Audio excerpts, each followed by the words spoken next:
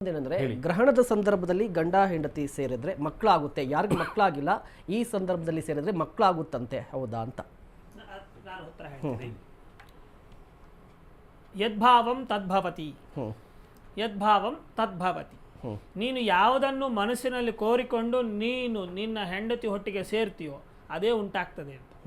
ಅಂದ್ರೆ ಒಂದು ಸಣ್ಣದಾಗಿ ಹೇಳ್ಬೇಕಾದ್ರೆ ನರಸಿಂಹ ಸ್ವಾಮಿಗಳು, ಕಂಬದ ನರಸಿಂಹಸ್ವಾಮಿ ಅಂತ ನಾವು ಕರಿತೀವಿ, ಅಹೋಬಲಂ ನರಸಿಂಹ ಅಂತ 9 ನರಸಿಂಹರಿದ್ದಾರೆ, ನವ ನರಸಿಂಹರಿದ್ದಾರೆ ಅಲ್ಲಿ. ಅವರ ಮುಂದೆ ಅವರ ಕಥೆಯನ್ನು ಮುಂದೆ ತಗೊಂಡಾಗ ಜಯ ವಿಜಯರು ಅವರ 2ನೇ ಜನ್ಮ ಅಂದ್ರೆ ದ್ವಿತೀಯ ಜನ್ಮೇಶು ಕರ್ಮಫಲ. ಅವರಿಬ್ಬರು ಏನ್ ಮಾಡ್ತಾರೆ ಅಂದ್ರೆ ಅವರು ಅಂದ್ರೆ ಅವರ ಜನ್ಮಕ್ಕೆ ಹಾಕಿಂತ ಮುಂಚೆ ತನ್ನ ಗಂಡ ತನ್ನ ಹೆಂಡತಿ ಗಂಡ ತಪಸ್ಸನ್ನು ಮಾಡುವಾಗ ಹೆಂಡತಿ ಕಾಮದಿಂದ ಅವನ ಹತ್ರಕ್ಕೆ ಹೋಗ್ತಾಳೆ.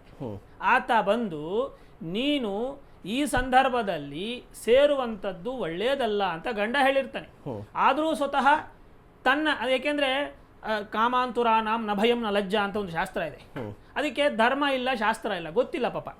ಅವಾಗ ಸೇರಿದಾಗ ದುಷ್ಟರು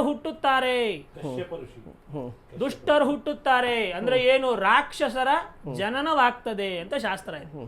ಅದಕ್ಕೆ ಕಾಲ ಈಗ ಚಂದ್ರಗ್ರಹಣದಲ್ಲಿ ಕೆಲವೊಬ್ರು ಸೇರಿದ್ರೆ ಒಳ್ಳೆಯದು, ಕೆಲವೊಬ್ರು ಸೇರಿದ್ರೆ ಒಳ್ಳೆಯದು. ಯಾರಿಗೆ ಮಕ್ಕಳಾಗಿರೋದಿಲ್ಲ ಅವರು ಸೇರಿದ್ರೆ ಮಕ್ಕಳಾಗುತ್ತೆ ಅಂತ ಹೇಳ್ತಾರೆ. ಅಂದ್ರೆ ಅವರ ಇವಾಗ ಮಕ್ಕಳಾಗದೇ ಇರುವಂತಹ ಕಾರಣ ನಕ್ಷತ್ರದಲ್ಲಿ ಕುಜ ದೋಷ, ಲಗ್ನದಲ್ಲಿ ಚಂದ್ರಾರಿಷ್ಠ ದೋಷ, ಲಗ್ನ ಶುದ್ಧಿಯಲ್ಲಿ ಶನಿ ಪ್ರಭಾವ, ಶುಕ್ರ ಮತ್ತೆ ಗುರು ದೋಷ ಇದ್ದಾಗ, ಅಂದ್ರೆ ಈಗ ಒಂದು ಗಂಡಿಗೆ ಒಂದು ಹೆಣ್ಣಿಗೆ ಮದುವೆ ಆಗೋಯ್ತು, 10 ವರ್ಷ ಮಕ್ಕಳಿಲ್ಲ, 10 ವರ್ಷದಿಂದಲೂ ಗ್ರಹಣ ಬರ್ತಾನೆ ಇದೆ.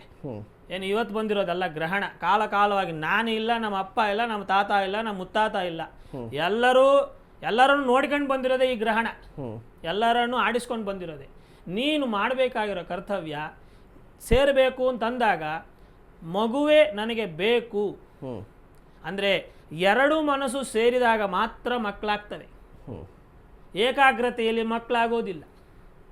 ದ್ವಿತೀಯಾಗ್ರತೆ ಅಂದ್ರೆ ಏನು, ಎರಡು ಜನ್ಮ ಸೇರಿದಾಗಲೇ ಮಕ್ಕಳಾಗ್ತವೆ.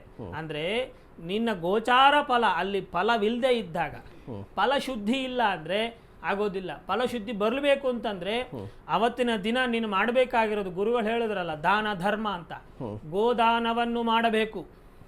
ನಮ್ಮ ಧರ್ಮದಲ್ಲಿ ಏನ್ ಹೇಳುತ್ತೆ ಅಂದ್ರೆ 16 ಕರ್ಮಗಳಿದಾವೆ. 16 ಕರ್ಮ ಅಂದ್ರೆ ಏನು, 16 ಕರ್ಮ ಇದೆ, 16 ದಾನ ಇದೆ, ಗೋದಾನದಿಂದ ಹಿಡಿದು ಕನ್ಯಾದಾನದವರೆಗೂ. ಇವೆಲ್ಲ ಕನ್ಯಾದಾನ ಮಾಡಿಕೊಟ್ರೆ ಅವ್ರಿಗೆ ಮದುವೆ ಆಗ. ಕರ್ಮಗಳಲ್ಲಿ ಪುಂಸವನ ಅಂತ ಒಂದಿದೆ. ಆ ಪುಂಸವನವನ್ನ ನಾವು ಮೊದಲ ರಾತ್ರಿ ಅಂತ ಏನೋ ಹೇಳ್ತೇವೆ, ಅದನ್ನು ಕೂಡ ಶ್ರೇಷ್ಠವಾಗಿ ಮಾಡುವಂತ ಸಮಯವನ್ನು ನಿಗದಿ ಮಾಡ್ತಾರೆ ಜ್ಯೋತಿಷಲ್ಲಿ. ಈ ಸಮಯದಲ್ಲಿ ನೀವು ಇಟ್ಕೊಳ್ಳಿ ಶಾಸ್ತ್ರವನ್ನ ಅಂತ. ಯಾಕೆ ಅಂದ್ರೆ ಅದು ಒಂದು ಉತ್ತಮ ಕಾರ್ಯ ಅಂತ. ಗರ್ಭವನ್ನ ನೀವು ಧಾರಣೆ ಮಾಡ್ಕೊಳ್ಳುವಂಥದ್ದು ಉತ್ತಮವಾದ ಕೆಲಸ. ಮಕ್ಕಳಿಗೆ ನೀವು ಒಳ್ಳೆಯ ಒಂದು ಗೌರವವನ್ನ ಕೊಡಿ, ಅದನ್ನ ಆ ಒಂದು ಕೆಲಸವನ್ನ ಅವ್ರ ಮಧ್ಯದಲ್ಲಿ ಮಾತಾಡ್ತೀನಿ, ಕ್ಷಮಿಸಿ. ಮೊನ್ನೆ ಒಂದು ವಿವಾಹ ಮಾಡ್ಸಕ್ ಹೋಗಿದ್ದೆ, ಸಣ್ಣದಾಗಿ ಉದಾಹರಣೆ. ಹಿಂದೆ ಬಂದು ಅಮ್ಮ ತಪ್ಪು ತಿಳ್ಕೊಬೇಡಿ, ಒಂದು ವಿವಾಹ ಅಂತ ಆದಾಗ ಮನೆಯಲ್ಲೇ ವಿವಾಹ ಆಗ್ತಿತ್ತು. ಹಳ್ಳಿಯಲ್ಲಿ ಮನೆ ಒಳಗೆ ವಿವಾಹ ಆಗ್ತಿತ್ತು. ಅಂದ್ರೆ ಯಾರು ತಾಯಿಯ ಮನೆಯಲ್ಲಿ ವಿವಾಹ ಮಾಡಿ ಕನ್ಯಾದಾನ ಮಾಡಿ ಮಗುವನ್ನ ಕಳಿಸ್ತಿದ್ರು, ಹೆಣ್ಣೊಪ್ಪಿಸ್ತಿದ್ರು.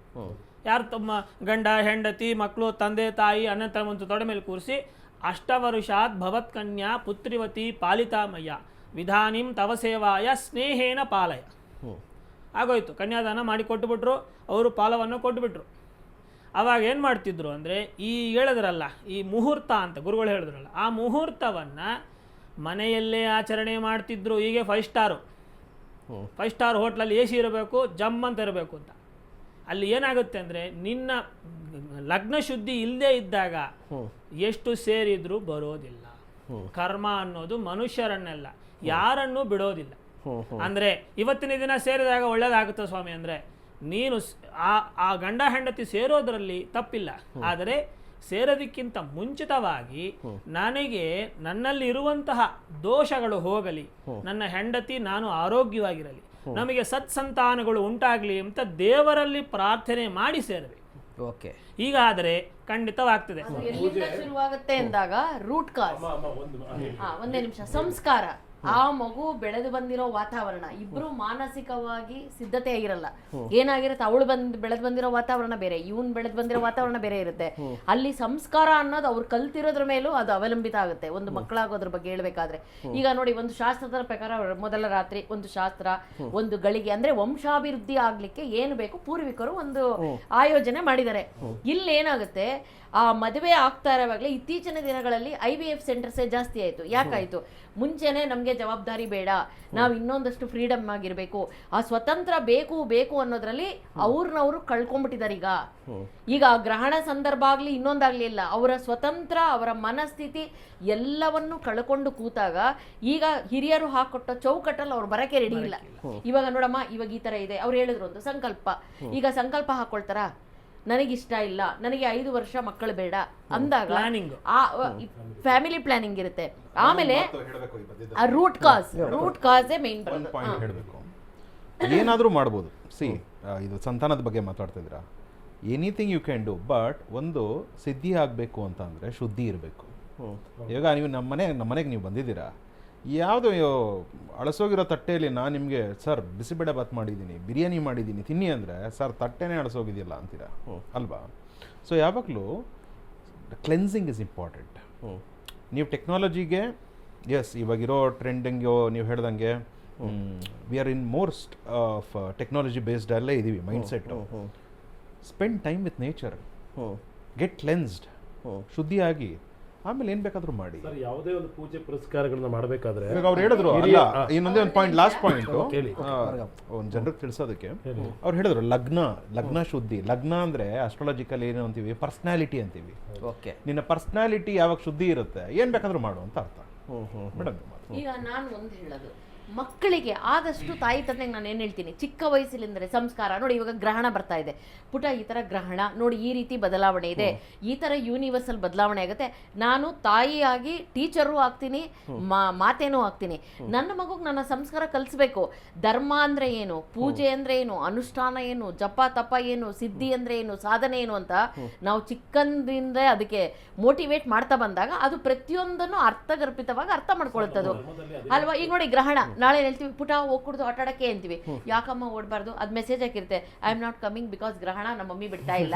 ಒಂದ್ ಚಾಟ್ ಮಾಡಿರುತ್ತೆ, ಕರೆಕ್ಟಾ? ಆ ಕಡೆದಕ್ಕೆ ಅದಕ್ಕೂ ಗೊತ್ತಿರಲ್ಲ, ಅದು ಹೌದಾ ಬರಲ್ವಾ, ನಮ್ಮನೇಲೂ ಏನೋ ಹಂಗೆ ಹೇಳ್ತಾರೆ ಹಿಂಗೆ ಹೇಳ್ತಾರೆ ಅನ್ನೋದಾಗಿ ಮುಂದಿನ ಜನರೇಷನ್ಗೆ ಗ್ರಹಣ ಅನ್ನೋದು ಏನು ಗೊತ್ತಿಲ್ಲ. ಇವಾಗ ನಾವಾದ್ರೂ ಒಂದು ಸಾಮೂಹಿಕವಾಗಿ ಕೂತ್ಕೊಂಡು ಒಂದು ಚಾನಲ್ ಮುಖಾಂತರ ಅವೇರ್ನೆಸ್ ಕೊಟ್ಕೊಂಡು ಮಾತಾಡ್ತಾ ಇದೀವಿ. ನಕ್ಷತ್ರ ರಾಶಿಗಳು, ಭೂಮಂಡಲ, ನಭೋಮಂಡಲ ಎಲ್ಲ, ವಿಶ್ವ ಕಾಂತ ಶಕ್ತಿ, ಯೂನಿವರ್ಸ್ ಎನರ್ಜಿ, ದೇವರದು ಎಷ್ಟು ಮಹಿಮೆ, ಪ್ರತಿಯೊಂದನ್ನು ಹಂತ ಹಂತವಾಗಿ ನಾವು ವಿವರಣೆ ಬರ್ತಾ ಇದೀವಿ. ನಾವು ಮಗುಗೆ ನಾವು ಮನೆಯಲ್ಲೇ ಕಲಿಸಿಲ್ಲ ಅಂದಾಗ ಏನೂ ಗೊತ್ತಿಲ್ಲ. ಅದಕ್ಕೆ ನಾಳೆ ಏನು ಗ್ರಹಣ ಅಂದಾಗ ಗೂಗಲ್ ಟೆಲ್ ಮಿ ಗ್ರಹಣ, ಗೂಗಲ್ ಟೆಲ್ ಮಿ ಚಂದ್ರ, ರಕ್ತ, ಅದು ಹುಡುಕೋದ್ರಲ್ಲೇನೆ ತನ್ನ ಮಾನಸಿಕ ಸಮತೋಲನವನ್ನು ಕಳ್ಕೊಳ್ತಾ ಬರುತ್ತೆ. ಅಮ್ಮವ್ರು ಹೇಳಿದಾಗೆ ಒಂದು ಸಣ್ಣ ಇದು ಉದಾಹರಣೆ ಅಷ್ಟೇ. ಇದು ಮಕ್ಕಳಿಗೆ ನಾವು ಸಂಸ್ಕಾರ ಅಂತ ಹೇಳ್ಕೊಡ್ಬೇಕು ಅಂತ ಅಂದ್ರಲ್ಲ, ಹಿಂದೆ ಅಂದರೆ ನಾವು ಈ ಸ್ಕೂಲ್ ಅಂತ ಏನು ಕರಿತೀವಿ, ಪಾಠಶಾಲೆ, ನಮ್ಮ ಸಂಸ್ಕೃತದಲ್ಲಿ ಪಾಠಶಾಲೆ ಅಂದರೆ, ನಮ್ಮಲ್ಲಿ ಪಾಠಶಾಲೆ ಅಂದರೆ ನಮಗೆ ವೇದ ಹೇಳ್ಕೊಡುವಂಥ ಪಾಠಶಾಲೆ. ನಮ್ಮಲ್ಲಿ 2 ಧರ್ಮ ಇತ್ತು. ಒಂದು ಮೊದಲನೇದಾದ ಧರ್ಮ ಚಪ್ಪಲಿ ಹಾಕಬಾರ್ದು ಅನ್ನೋದು, ಎರಡನೇ ಧರ್ಮ ಶಿಕೆ ಇಡಬೇಕು ಅನ್ನೋದು. ಮುಖ್ಯವಾದಂತಹ ಒಂದು ವಿಷಯ ಹೇಳ್ಕೊಡ್ತಿದ್ರು, ಏನು, ತಣ್ಣೀರಿನಲ್ಲಿ ಸ್ನಾನ ಮಾಡಬೇಕು ಅಂತ. ಪ್ರತಿದಿನ ತಣ್ಣೀರೇ ಆಗಬೇಕು, ಬಿಸಿನೀರು ಮಾಡೋ ಹಾಗಿಲ್ಲ. ಕಾರಣ ಅವರು ಹೇಳಿದ್ರಲ್ಲ ನೀರಿನ ಪ್ರಭಾವ ಹೇಗಿರುತ್ತೆ ಅಂತ. ಆ ತಣ್ಣೀರಿನಲ್ಲಿ ಸ್ನಾನ ಮಾಡುವಾಗ ಈಗ ಹೇಳಿದ್ರಲ್ಲ ಸಂತಾನ ಹುಟ್ಟಾಗ್ಲಿಕ್ಕೆ ಅಂತ, ಅದು ಒಂದು ಕಾರಣವಾಗ್ತದೆ.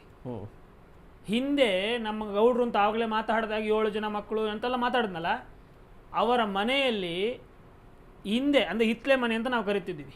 ಹಿತ್ಲೆ ಮನೆ ಅಂದರೆ ಬ್ಯಾಕ್ ಸೈಡಲ್ಲಿ ಒಂದು ದೊಡ್ಡ ಅಂಡಾವಲೆ ಇಟ್ಬಿಟ್ಟು ಪ್ರತಿದಿನ ಬ್ರಾಹ್ಮಣರ ಮನೆ ಅಂದರೆ ನಿತ್ಯ ಅಗ್ನಿಹೋತ್ರಿ ಅಂತ ಕರಿತೀವಿ ನಾವು ಬ್ರಾಹ್ಮಣರ ಮನೆಗಳು. ಆ ನಿತ್ಯ ಅಗ್ನಿಹೋತ್ರಿ ಅಂಡಾವಲೆ ಇಟ್ಬಿಡೋರು ಪ್ರತಿದಿನ ಕೆಲಸಕ್ಕೋ ಅಥವಾ ಎಲ್ಲೋ ಹೋಗಬೇಕು ಅಂದಾಗ, ಪಾಠಶಾಲೆಗೋ ಬಂದಾಗ ಒಂದು ಸಣ್ಣ ಕಡ್ಡಿ ತಗೊಂಡು ಅದರ ಬೆಂಕಿಗೆ ಹಿಂಗೆ ಇಟ್ಬಿಟ್ಟು ಹೋಗ್ತಿದ್ರು. ಅಂದರೆ ನಿತ್ಯ ಅಗ್ನಿಹೋತ್ರಿ ಅಂತ. ಆ ಗೌಡರು ಪ್ರತಿದಿನ ಹೋಗೋರು, ಅಲ್ಲಿಂದ ಬಿಸಿನೀರು ತಗೊಂಡು ಬಂದು ಕೈಕಾಲು ಮಾತ್ರ ತೊಳ್ಕೊಳ್ಳೋರು. ಸ್ನಾನ ಮಾಡ್ತಾ ಇದ್ದಿದ್ದು ತಣ್ಣೀರಿನಲ್ಲಿ. 7 ಜನ ಮಕ್ಕಳಾದ್ರು, 4 ಜನ ಗಂಡು ಮಕ್ಕಳು, 7 ಜನ ಹೆಣ್ಣು ಮಕ್ಕಳು. ಇನ್ನೊಂದು ಹೇಳ್ಬೇಕು, ನಮ್ಮ ತಾಯಿ ತಂದೆ ಎಲ್ಲ ತುಂಬಾ ಹಿರಿಯಕರು, ಅಜ್ಜಿ, ಪೂರ್ವಜರು. ಗ್ರಹಣ ಅಂದಾಗ ನಮಗೆ ಚಿಕ್ಕ ಮಕ್ಕಳಲ್ಲಿ ಹೇಳ್ಕೊಟ್ಟಿದ್ದೇನು, ಯಾಕೆ ಗ್ರಹಣ, ತಲೆಗೆ ಸ್ನಾನ ಮಾಡ್ಬೇಕು ಅಂತೀರಾ, ಗ್ರಹಣ ಬಿಟ್ಟಾದ್ಮೇಲೆ ಮನೆ ಒರೆಸ್ಬೇಕು ಯಾಕಂತೀರಾ, ದೇವ್ರುಗಳು ಯಾಕೆ ತೊಳಿಬೇಕು ಅಂತೀರಾ, ಯಾಕೆ ಮಾಡ್ಬೇಕು ಅಂತ ಕ್ವಶನ್ ಬಂದಾಗ ನಮ್ಮ ತಾಯಿಯಿಂದ ಸಿಕ್ಕಿದ ಉತ್ತರ ನನಗೇನು ಅಂದ್ರೆ, ನಮಗೆ ಸೂರ್ಯ ಚಂದ್ರ ಪ್ರತ್ಯಕ್ಷ ದೇವರುಗಳು. ಪ್ರತಿದಿನ ಬೆಳಗ್ಗೆ ಎದ್ದು ನಾವು ನೋಡ್ತೀವಿ, ಅವರಿಗೆ ತೊಂದರೆ ಅಂತ ಆದಾಗ ನಾವು ಅದಕ್ಕೆ ಸರೆಂಡರ್ ಆಗಿ ಮಾಡುವಂತ ಒಂದು ಪ್ರಕ್ರಿಯೆ ಇದು.